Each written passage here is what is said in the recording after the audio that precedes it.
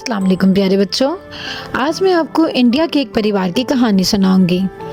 उस परिवार में दो मियाँ बीवी राजेश और माधवी थे। उनकी शादी को काफ़ी अरसा गुजर गया और उनकी कोई औलाद ना थी। यहाँ तक कि उनकी शादी को 15 साल का अरसा गुजर गया, लेकिन उनकी कोई भी औलाद ना थी।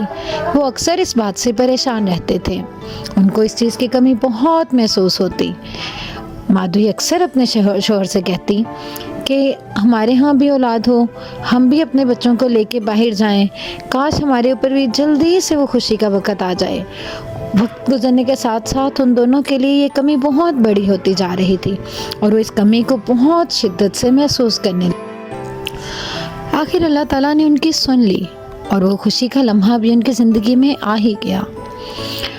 शिद्दत से अपने आने वाली औलाद का इंतज़ार था, लेकिन माधवी की हालत कुछ इस तरह की थी कि उसको खुली फ़ज़ा में सांस लेना बहुत अच्छा लगता था। वो ज़्यादा बाहर तो ना जाती थी, लेकिन उसके अपने घर में बाहर को खुलने वाली एक खिड़की थी जिसके पास उसको बहुत अच्छा महसूस होता। वो उसके पास एक चारपाई बिछा के रखती और अक्सर ही उस चारपाई पर चढ़ के बाहर देखती रहती थी।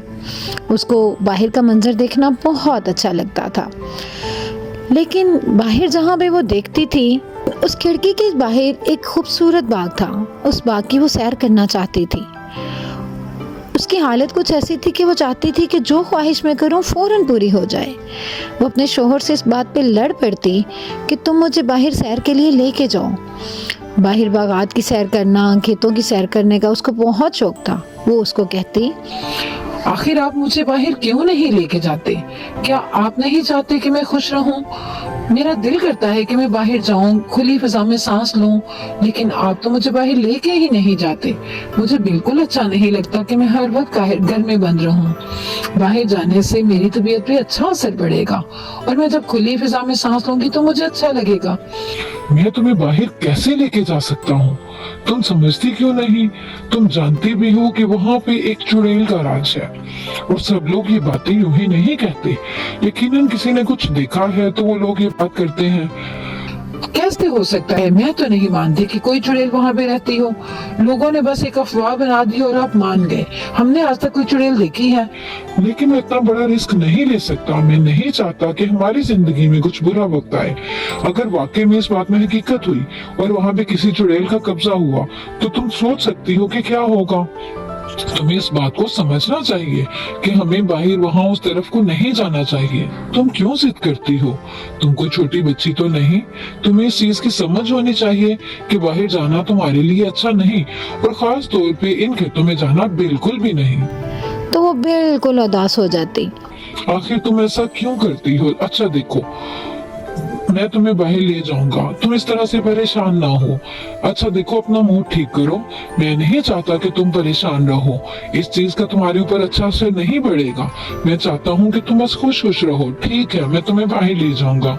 और इस तरह से उसने उसके साथ बाहर लेके जाने की हामी भर ली। लेकिन जब वो बाहर सैर को गए तो वहाँ पे वाकई में फौरन चुड़ैल आ गई और चुड़ैल को देख के तो वो दोनों बहुत खौफजदा हो गए। वो दोनों समझ ही ना पाए कि आखिर क्या हो गया। वो दोनों डर के एक दूसरे से बहुत दूर हो गए। चुड़ैल चीखी, तुम लोग मेरे बाग में आए कैसे? तुम्हारी जुर्रत कैसे हुई यहाँ पे आने की? तुम लोगों को नहीं पता कि ये मेरी जगह है और मैं यहाँ किसी को बर्दाश्त नहीं करती। तुम लोगों को इतनी समझ नहीं है कि किसी की जगह पे जाना कितनी बुरी बात है। अब तुम लोग आ गए हो तो अब तुम लोगों की खैर नहीं। ये क्या कह रही हो तुम? हमें नहीं पता था कि तुम इस जगह पे रहती हो। हम तो बस गलती से आ गए। तुम हमें माफ कर दो, हम आइंदा यहाँ कभी नहीं आएंगे। हाँ ठीक है, हम यहाँ से चले जाते हैं। तुम हमें माफ कर दो, हमारी तो इसमें कोई गलती नहीं। हम नहीं चाहते थे कि हम यहाँ पे तुम्हें परेशान करें और ना ही हमें इस बारे में पता था कि तुम यहाँ पे रहती हो। देखो, तुम हमें माफ कर दो, हम आइंदा यहाँ पे कभी भी नहीं आएंगे। और चुड़ैल जो थी वो समझने की सूरत में ना थी। राजेश ने उससे बहुत मेहनतें की कि तुम हमें माफ कर दो और हमें कोई सजा ना दो। हम लोग आइंदा कभी भी यहाँ नहीं आएंगे। ये सब कुछ अनजाने में हो गया।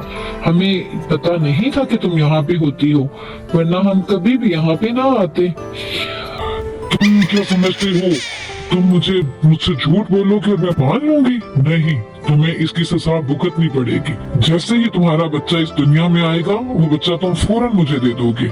ये आप क्या कह रही मैंने कह दिया तो कह दिया कि तुम्हारा बच्चा मैं लूंगी। हैं? आप कैसे कह सकती हैं? देखो, आप हमारी बात समझो। हम अपनी औलाद कैसे दे सकते हैं? पहले ही अल्लाह ताला ने हम पर 15 साल के बाद करम किया है। तुम्हें कह दिया ना, मुझे बहस की जरूरत नहीं। जब मैंने कह दिया कि मैं तुम्हारा बच्चा लूंगी, तो वो मैं खुद ले लूंगी और तुम मुझसे कहीं नहीं भाग सकते। जब मैंने कह दिया है तो कह दिया है। देखो, तुम इस तरह की जिद ना करो। देखिए, आप समझे इस बात को। मुझे तो कुछ समझ नहीं आ रहा, मैं आपको कैसे समझाऊं कि हमारी औलाद हमें बहुत अजीज है। लेकिन चुड़ैल तो किसी सूरत मानने को तैयार ना थी। आखिर वो अपने घर आ गए और उन्होंने इसी में बेहतरी समझी कि हम यहाँ से शिफ्ट कर जाएं और अपनी औलाद के दुनिया में आने से पहले पहले वो दूर कहीं और चले गए और अल्लाह ताला ने उनको बहुत प्यारी सी बेटी दे दी। अब वो बहुत खुश थे। उनको कोई डर ना था कि चुड़ैल वहाँ आ सकती है, बल्कि उन्होंने तो वो बात जहन से निकाल दी।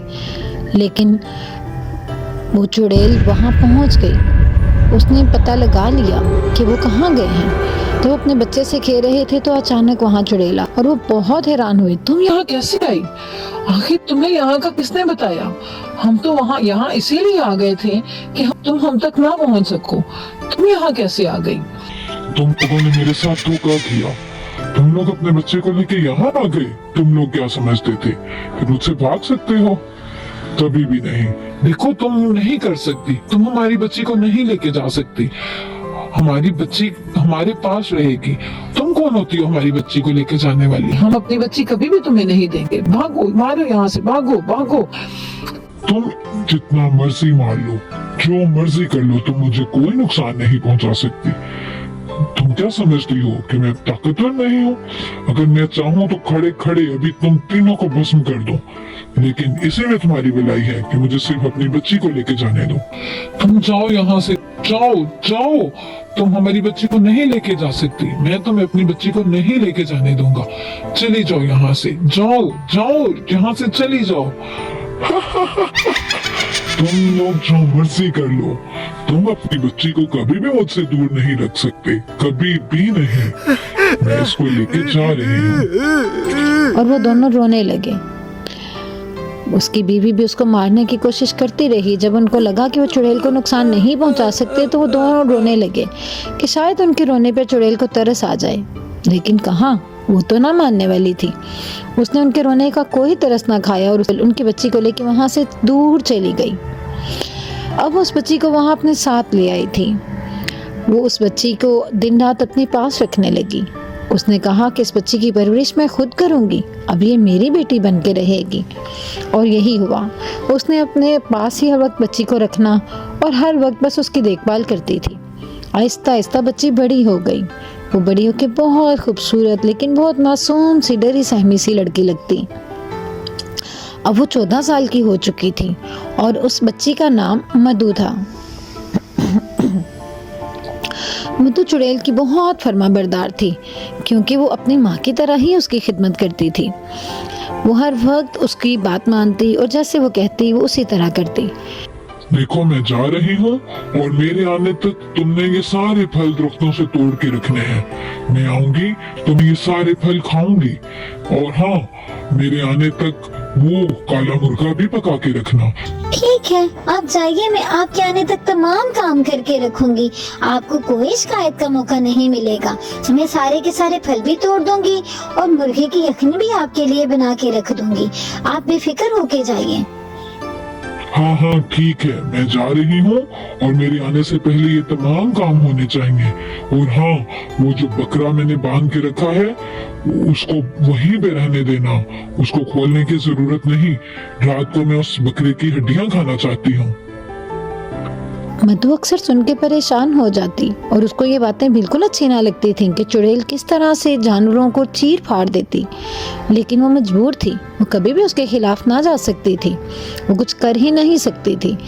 हाँ, एक तोता था, बहुत खूबसूरत पर्पल कलर का तोता, जो अक्सर मधु के पास आता और उससे बातें करता। वो देखता रहता था कि चुड़ैल किस तरह से उसके साथ जुल्म करती है।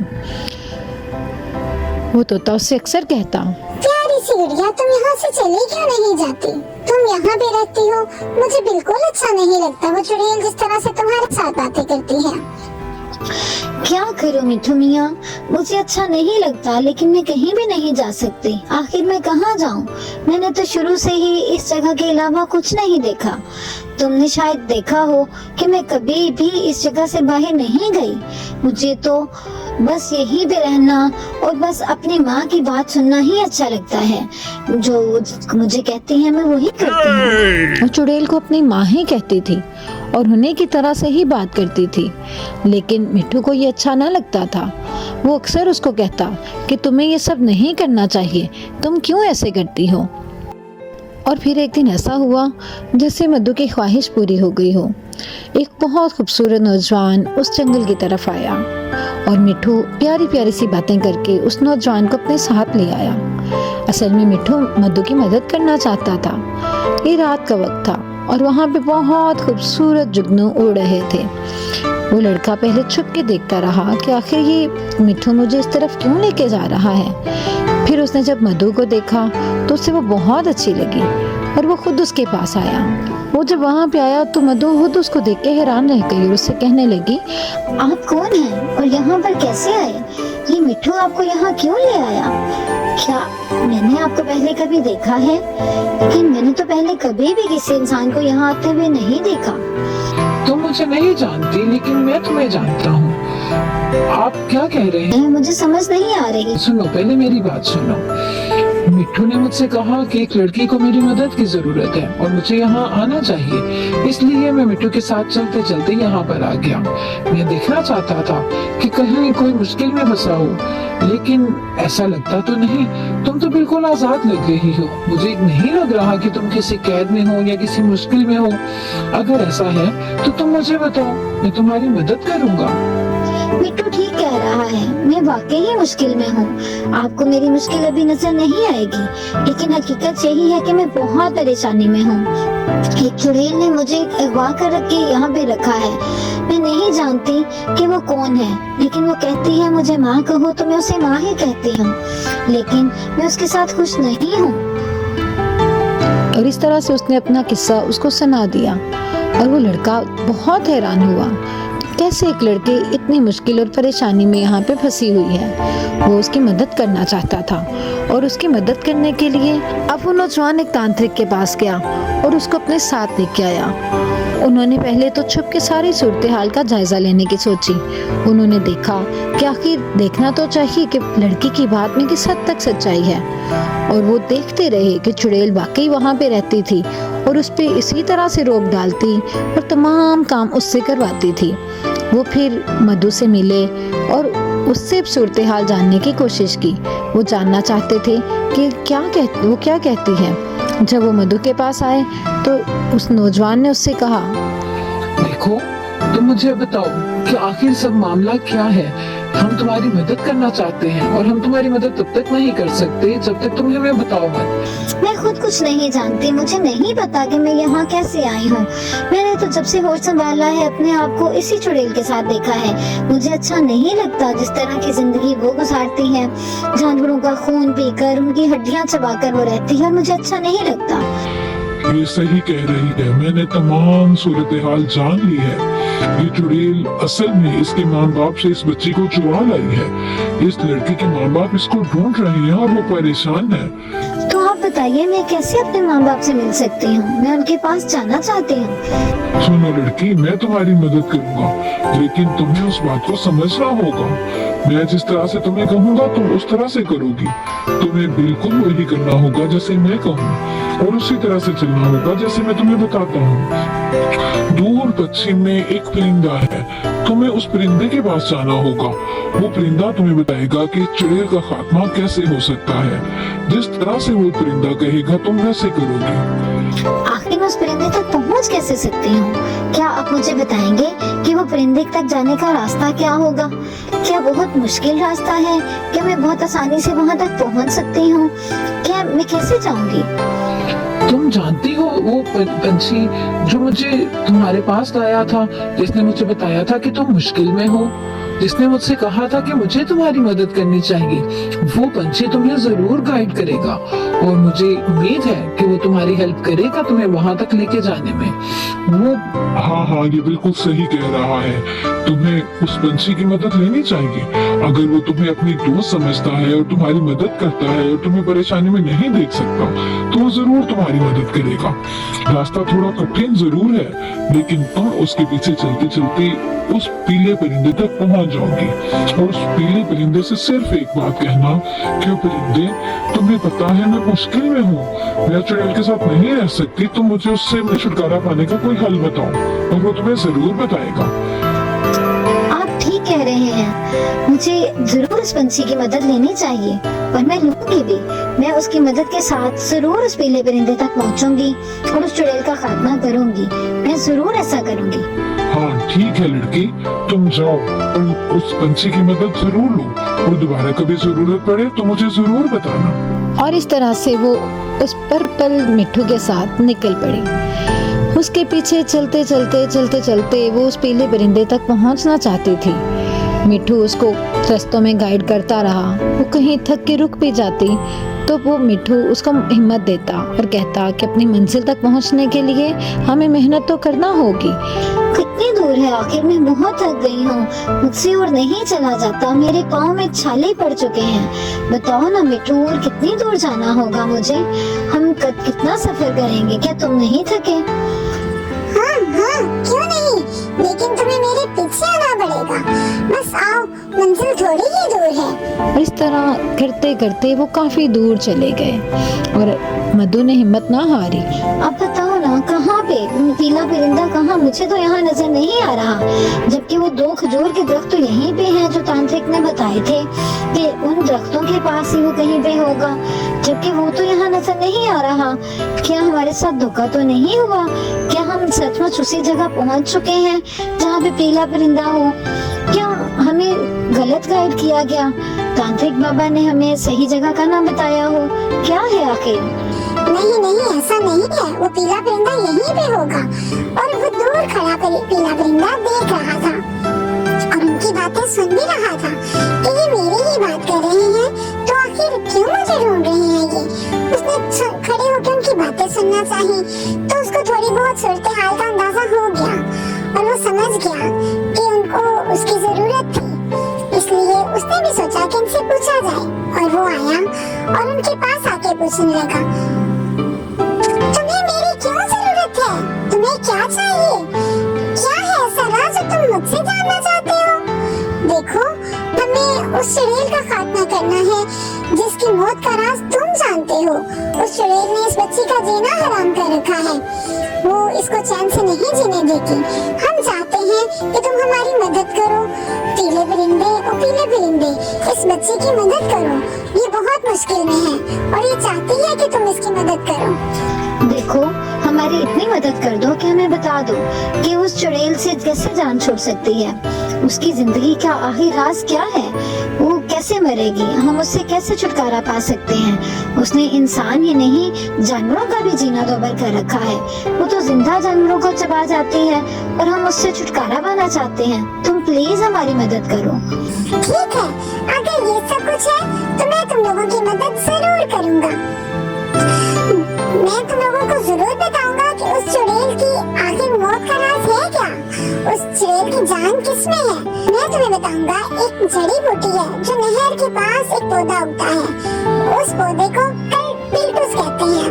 उस पिल्टूस पौधे के पास एक पत्ता होगा, उस नीले पत्ते को तुम तोड़ो और उसको पानी में घोल के उस चुड़ैल को पिला दो, तो वो चुड़ैल उसी वक्त खत्म हो जाएगी। तुम ठीक कह रहे हो, लेकिन क्या वो पत्ता हमें आसानी से मिल जाएगा? क्या हम आसानी से ये काम कर पाएंगे? हाँ हाँ, क्यों नहीं, तुम जरूर कर लोगे। और दूसरी तरफ वो नौजवान जिसका नाम करण था, वो मधु के माँ बाप के पास गया और उनको बताया कि उनकी बच्ची जो थी वो मिल चुकी थी और किस तरह से चुड़ैल के कब्जे में थी। वो लोग तो सुन के बहुत खुश हुए। तमाम सूरत हाल जब करण ने उनको बताई तो उसने ये भी बताया कि वो अब उस चुड़ैल का खात्मा करने के करीब है, वो यकीनन जल्द ही उस चुड़ैल से छुटकारा पा लेगी। आखिर वो माँ बाप थे, दोनों सुन के रह तो ना सकते थे। सारी की सारी सूरत हाल जब करण ने उनको बता दी तो उसने उनको ये भी बताया कि वो खुद उन दोनों को उसके पास लेके जाएगा। अब तो वो दोनों की खुशी का ठिकाना कोई ना था। उन्हें लगा जैसे उनको दोबारा जिंदगी मिल गई हो। वो फौरन उसके साथ चलने को तैयार हो गए। दूसरी तरफ मधु उस पत्ते के पास पहुंचने को ही थी। नहर के पास वो पहुंची और वहां पे उसने वो देखा तो वही पौधा और उसके पास उसको एक नीले रंग का पत्ता नजर आ ही गया। तो उसने फौरन से पहले उस पत्ते को तोड़ लिया और तोड़ के वो वापस अपने घर की तरफ चल दिए और घर तक पहुंचते पहुंचते उनको शाम हो गई। और जाते ही मधु ने फौरन से पानी में उस नीले पत्ते को घोला और चुड़ैल के पास चली गई। चुड़ैल ने उससे कहा, तुम कहाँ थी सुबह से? मैं तो तुम्हें पूछ रही थी। लेकिन जैसे ही चुड़ैल ने उस पानी को पिया तो वो फौरन वहीं पे गिर गई और गिरते ही वो फौरन मर गई। अब तो मधु बहुत खुश हुई। मधु की खुशी का कोई ठिकाना ना था और उससे भी बड़ी खुशी उसको तब मिल गई जब करण उसके माँ बाप को लेके उसके पास पहुंच गया। वो अपनी माँ और बाप से मिलके बहुत खुश हुई। उसकी माँ भी उसको देख के बहुत खुश हुई। उसको तो यकीन ही ना आता था कि ये हमारी वही बच्ची है जो छोटी सी थी तो हमसे बिछड़ गई थी और उस चुड़ैल ने उसको अपने कब्जे में ले लिया था। अब तो बाप भी बहुत खुश था कि उसकी बच्ची उसको मिल गई और माँ भी। बाप तो उसे बहुत प्यार करता और हैरान होता कि वाकई में हमारी बच्ची इतनी बड़ी हो चुकी है, क्योंकि अब तक उनकी सोचों में तो वो एक नन्ही सी छोटी सी बच्ची ही थी जिससे वो खो चुके थे। उन्होंने ना तो उसको बड़े हुए देखा था और ना ही कभी सोचा था कि वो किस तरह की होगी, लेकिन आज वो बहुत खुश थे और इस तरह से वो अपनी बेटी से मिल गए।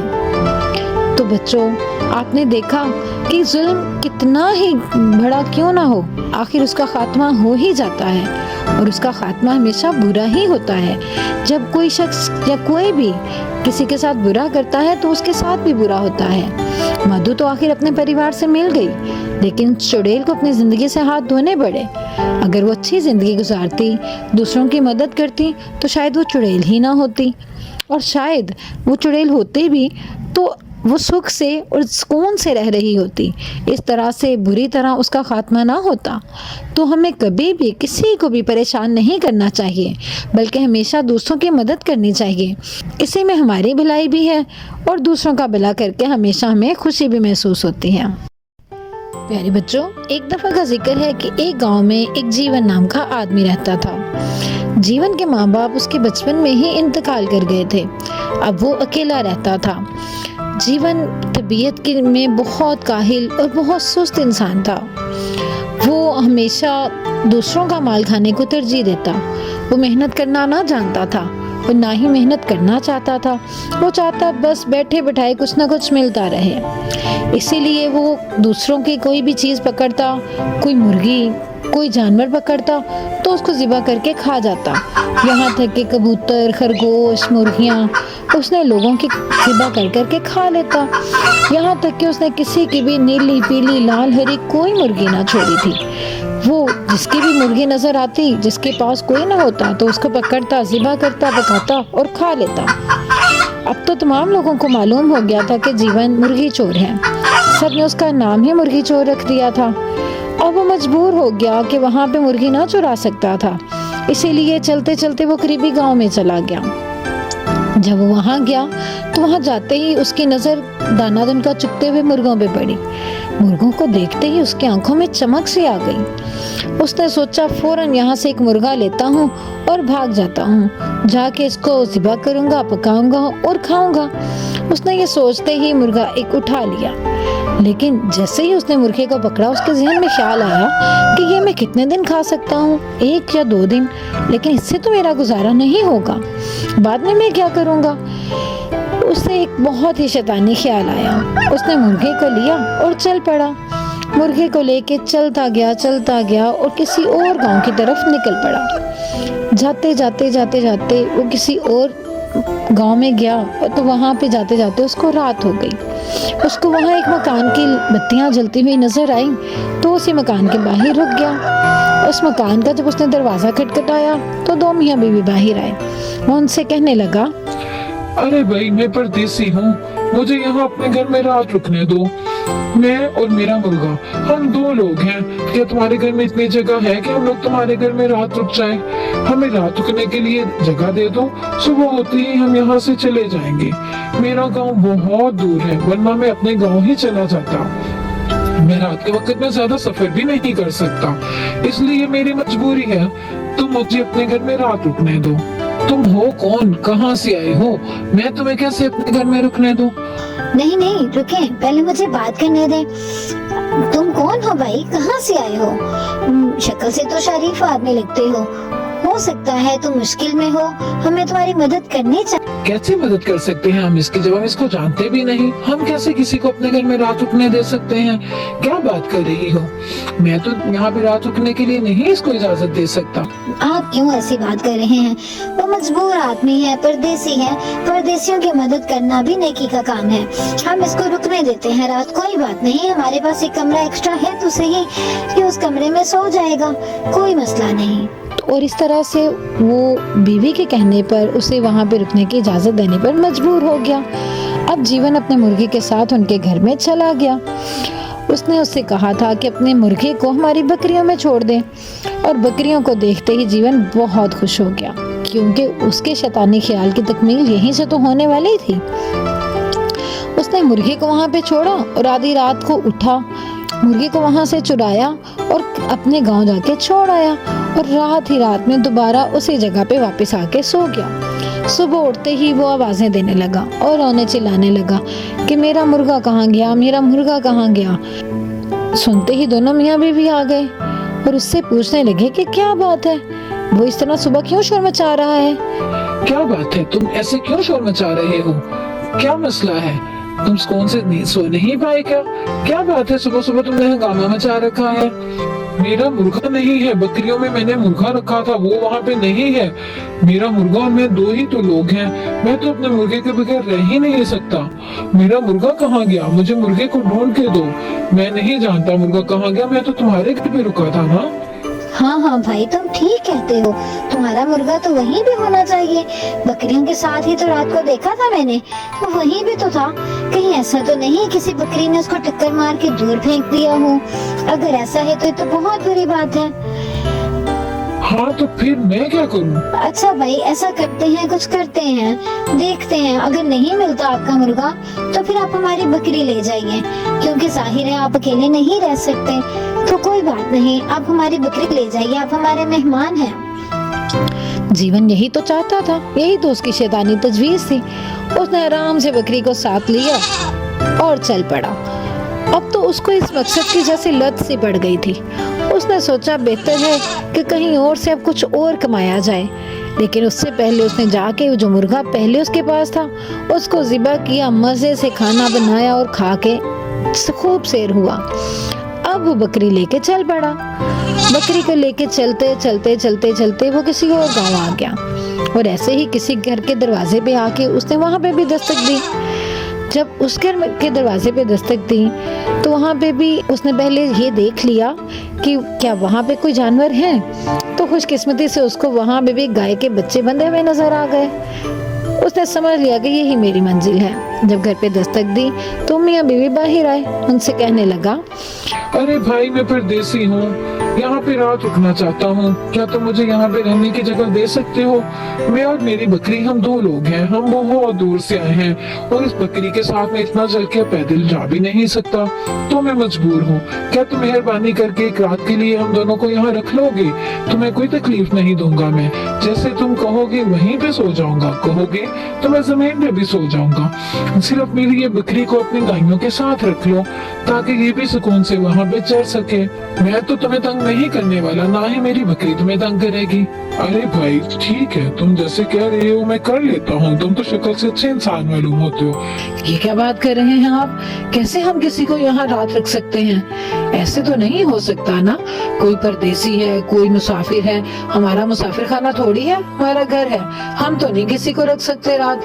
अरे भाई जाओ, जाके कहीं और दरवाजा खटखटाओ। नहीं नहीं, ऐसी बुरी बात है, एक बंदा मुश्किल में है तो हमें उसकी मदद करनी चाहिए।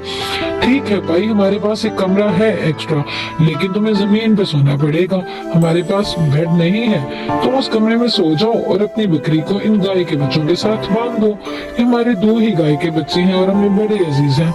हम चाहते हैं कि तुम अपनी बकरी को इनके साथ बांध दो। अगर तुम्हें कोई मसला ना हो तो तुम रह सकते हो, हमें तो कोई मसला नहीं। और इस तरह से उसने उन गाय के बच्चों के साथ अपनी बकरी को भी बांध दिया। अब वो दोनों गाय के बच्चे और बकरी वहां पे मैदान में उसने बांधे हुए थे और वो आराम से जाके उनके बताए हुए कमरे में लेट गया। लेकिन जैसे ही आधी रात का वक्त हुआ, वो दोबारा से उठा और उठ के चल पड़ा। चलते चलते उसने फिर वही काम किया कि बकरी को लिया और दूर जाके अपने गांव में छोड़ आया और सुबह होने से पहले पहले वापस आ गया। और सुबह उठते ही उसने वही काम किया कि दोबारा से शोर मचाने लगा। मैं तो लुट गया, मेरी तो बकरी गई, मैं तो बकरी को ढूंढ भी नहीं पा रहा। मेरी बकरी आखिर चली कहाँ गई? कैसे ढूंढूं मैं अपनी बकरी को? मैंने वहीं पे तो बांधी थी। ये क्या किया, ना मैं घर से निकलता, ना मेरी बकरी इस तरह से गुम होती। और ये सुनकर दोनों मियाँ बीवी दौड़े आए। उनको देखते ही तो वो रोने लगा। क्या बात है भाई, क्यों रो रहे हो? क्या मसला है? क्यों शोर मचा रहे हो? क्या बात है, ऐसी रोने वाली क्या बात है इसमें? क्या हो गया? बताओगे भी सही, क्या रोने की वजह है, बताओ तो। मेरी बकरी जो मैंने बाहर गाय के बच्चों के साथ बांधी थी अब कहीं नहीं है। मैं हर जगह पे ढूंढ के आ चुका हूँ, वो बकरी कहीं पे भी नहीं है। मैं और मेरी बकरी एक दूसरे के साथी थे, मैं तो अपनी बकरी के बगैर रह भी नहीं सकता। ना मेरा कोई बहन, ना भाई, मैं और बकरी, हम दोनों तो ऐसे थे जैसे वो मेरी औलाद हो। तो हम क्या जाने बकरी कहाँ गई? तुम्हें बताओ कि बकरी तुमने कहाँ बांधी थी, हम क्या कर सकते हैं? हमें क्या पता कि बकरी कहाँ गई? अब तुम शोर मचा रहे हो, बकरी नहीं है, बकरी नहीं है। बकरी जब रात को गायों के साथ बांधी थी तो बकरी वहीं पे होनी चाहिए। बहन तुम सही कह रही हो, लेकिन खुद जाके देखना, बकरी वहाँ नहीं है। मैंने तो बकरी रात को वहीं पे बांधी थी। मुझे लगता है आपकी गायों ने उसे टक्कर मार मार के मार दिया और कहीं दूर फेंक दिया है। मेरे साथ तो जुल्म हो गया ना, मेरे पास तो एक ही बकरी थी। अरे भाई तुम ऐसी बात ना करो, अगर ऐसा हुआ है तो तुम्हें मैं उसके बदले में अपनी गाय का बच्चा दूंगा, क्योंकि अगर हमारी गाय के बच्चों ने उसको मारा है, हो सकता है मारा भी हो, क्योंकि वो बहुत शरारती हैं, वो तो हमें भी कभी कभी टक्कर मार देते हैं। तो कोई बात नहीं, अगर ऐसा हो गया है तो तुम हमारी गाय का बच्चा ले जाओ, लेकिन तुम हमारे मेहमान हो। मैं नहीं चाहता कि तुम कभी भी बुरे लफ्जों में हमें याद करो। इस बात को याद करो कि हाँ तुम हमारे यहाँ आए और तुम्हारी बकरी खो गई। ठीक है ना, बेहतर है कि तुम हमारी गाय का बच्चा ले जाओ। और इस तरह से उसकी ख्वाहिश पूरी हो गई। यही चाल तो वो चल रहा था, गाय के बच्चे पे तो ही उसकी नजर थी और वही मकसद उसका पूरा हो गया। उसने मजे से ब्राउन कलर का गाय का बच्चा लिया और उसको लेके चल पड़ा। अब तो वो दिल ही दिल में बहुत खुश था कि अगर मैं इसको ज़िबा करूंगा और इसका गोश्त सुखा के अपने पास महफूज कर लूंगा तो मैं तो महीनों बैठ के खाऊंगा, और अगर मैं इसको बेच दूं तो भी मुझे अच्छे खासे पैसे मिल जाएंगे, मेरा तो गुजारा चलता रहेगा। या ऐसा करता हूँ, ये तो गाय का छोटा बच्चा है, कोई बड़ी गाय लेता हूँ। और ये देखते ही वो चल पड़ा। चलते चलते चलते चलते उसको ऐसी जगह नजर आ गई जहाँ पे एक बहुत खूबसूरत बैल बंधा था। उसने कहा ये बैल लेता हूँ और इस बैल को बेचूंगा। यही सोचकर उसने दरवाजे पे दस्तक दी। अब की बार जब उसने दरवाजे पे दस्तक दी तो वहाँ पे मियाँ बीवी नहीं बल्कि बाप और बेटी दोनों आए। तो वो उनसे कहने लगा कि भाई साहब क्या आप मेरी मदद कर सकते हैं? मैं तो बहुत गरीब इंसान हूँ, लेकिन बहुत दूर से आया हूँ, मुसाफिर हूँ, परदेसी हूँ। ये गाय का बच्चा और मैं, हम 2 ही लोग हैं, हमारी फैमिली में बस ये 2 ही लोग हैं। आप हमें अपने पास रात रुकने की जगह दे सकते हैं? मैं बहुत मजबूर और बड़ा परेशान हूँ। मेरी इस गाय के बच्चे के साथ मैं ज्यादा चल भी नहीं सकता, क्योंकि मैं इसको उठा के भी तो नहीं चलूंगा और ये बहुत थक गया है। मुझ पर नहीं तो इस गरीब पर ही तरस खाइए। हाँ ठीक है, मुझे क्या इतराज हो सकता है। हमारे पास जगह तो है, लेकिन मेरी जवान बेटी है, मैं किसी परदेसी को कैसे अपने घर में रख सकता हूँ? तुम समझ सकती हो ना, मैं तुम्हें अपने घर में रुकने के लिए कैसी जगह दे दूँ? जाहिर है मैं कैसे किसी पर एतबार कर लूँ कि कोई मेरे घर पे रुके? ठीक है ना? बाबा जान आप सही कह रहे हैं, मगर हमारे घर के बाहर जो आउटडोर बना हुआ है वहाँ भी ये रात रुक सकता है, हमें तो कोई इतराज नहीं। हाँ हाँ बेटी, तुम ठीक कह रही हो, तुम तो मेरी बेटियों जैसी हो। मैं कैसे भला तुम पे कोई गलत नजर थोड़ी डालूंगा। नहीं, तुम तो मेरी बेटियों जैसी हो ना। अगर मेरी शादी होती तो तुम्हारे से तुम्हें तो मेरी बेटी होनी थी, इसलिए मैं तो कभी भी ऐसा गलत काम सोच भी नहीं सकता। आप कहें तो मैं आपके घर के बाहर ही सो जाता हूँ, घर के अंदर नहीं लेके जाना चाहते तो। अरे नहीं भैया, ऐसी भी बात नहीं है, तुम अच्छे शरीफ इंसान मालूम होते हो। ठीक है, हमारे घर के बाहर एक छोटा सा कमरा है, तुम उस कमरे में रात रुक जाओ, कोई मसला नहीं होगा तुम्हें। हाँ ये है कि वहाँ पे कोई बिस्तर चारपाई नहीं है, तुम्हें वहीं पे रात गुजारना पड़ेगी। और इस तरह से उसने अपनी गाय के बच्चे को उनके बैल के साथ बांधा और खुद वहाँ अंदर आ गया। लेकिन अंदर आया और रात को उसने वही गेम की कि वहाँ से गाय के बच्चे को लिया और दूर जाके अपने गांव छोड़ आया। और छोड़ के आया तो सुबह होने से पहले वो वापस आ गया और आते ही उसने खूब रोना धोना मचा दिया कि मैं तो लुट गया, मैं तो बर्बाद हो गया। मेरे पास तो एक गाय का बच्चा ही था, अब वो भी मेरे पास नहीं रहा। देखते ही देखते वो दोनों बाप बेटी आ गए और उससे पूछने लगे कि क्या बात है। वो तो रोता ही जा रहा था, वो तो कुछ न बोले। क्या बात है भैया, आखिर रो क्यों रहे हो? क्या बात है, कुछ बताओगे भी? क्या मसला है? सुबह सुबह तुमने रोना मचा दिया है, क्या कोई बात हुई है? क्या कोई डरावनी चीज नजर आ गई है, तुम तो इस तरह से रो रहे हो? अरे नहीं भाई, आपकी गाय के साथ जो मैंने अपने गाय का बच्चा बांधा था वो वहाँ नहीं है। मैं तो देख के परेशान हो गया हूँ, मैं तो उस बच्चे के बगैर रह भी नहीं सकता। मैं कैसे रहूंगा, मुझे तो कुछ समझ नहीं आ रही। आपकी बैल ने मुझे लगता है उसको टक्कर मार के कहीं दूर गिरा दिया और उसको कहीं फेंक दिया है। मैं तो लुट गया ना, मैं तो बर्बाद हो गया। मेरी तो कुल जमा पूंजी ही वही थी। मैंने तो आपको कल भी बताया था कि मैं तो अपनी गाय के बच्चे से ऐसे ही प्यार करता हूँ जैसे मेरी औलाद हो। मैं तो उसके बगैर नहीं रह सकता ना, मैं तो अकेला रह जाऊंगा। अब आप ही बताइए मैं क्या करूं? मैं तो बहुत मुश्किल में फंस गया हूं। प्लीज आप ही मेरी को मदद करें ना। मैं क्या करूं? गाय का बच्चा दोबारा कहां से लाऊंगा? कोई तो हल निकाल ले। भाई हम क्या हल निकाल सकते हैं? आप ये क्या बात कर रहे हैं? आपने गाय का बच्चा बांधा कहाँ पे था? सिर्फ वो बांधा तो उधर ही था, मैंने देखा भी था, लेकिन वो चला कहाँ गया? आपको उसको ढूंढना चाहिए, वहीं कहीं होगा, मिल जाएगा। ऐसे तो नहीं हो सकता ना कि गाय का बच्चा खुद ब खुद कहीं चला जाए। अरे भाई देखो, तुम ऐसी बात कर रहे हो कि गाय का बच्चा हमारी बैल ने टक्कर मार के गिरा दिया, तो फिर हो सकता है कि ऐसे हुआ हो। फिर हम तुम्हारे गुनहगार हैं। हम क्या करें इसके बदले में? तुम बताओ हम क्या करें? हम तुम्हारी कैसे मदद कर सकते हैं? कोई हल, कोई तरीका है जो तुम्हारी मुश्किल दूर हो सके? हाँ है, तो आप अपना बैल मुझे दे दीजिए। मैं उस बैल को साथ ले जाऊंगा तो हम दो हो जाएंगे। कम से कम मेरी तन्हाई तो दूर हो जाएगी ना। आप तो अच्छे खासे खाते पीते लोग मालूम होते हैं, आपको तो किसी किस्म की कोई परेशानी नहीं। आप इतना तो कर सकते हैं ना, प्लीज आप ऐसा कर दीजिए। और ये कहते ही उसने हामी भर ली। उन्होंने अपना बैल उसको फौरन दे दिया क्योंकि वो नहीं चाहते थे कि उनके मेहमान के साथ कुछ भी बुरा हो। और वो बहुत खुशी खुशी बैल को लेके निकल पड़ा। अब बैल को लेके वो खुशी खुशी जा रहा था। उसको लगता था कि उसने तो बहुत बड़ा मार का सर कर लिया। वो सारे रास्ते सोचता आता था कि इसके बैल की कीमत होगी कितनी, यकीनन लाखों में होगी। अब वो बहुत खुश था कि वो तो अमीर होने वाला था। लेकिन जैसे ही वो आधे रास्ते पहुंचा, बैल मुड़ा और मुड़ के वापस उसकी तरफ आया। क्या बात है भाई, तुम्हें क्या हो गया?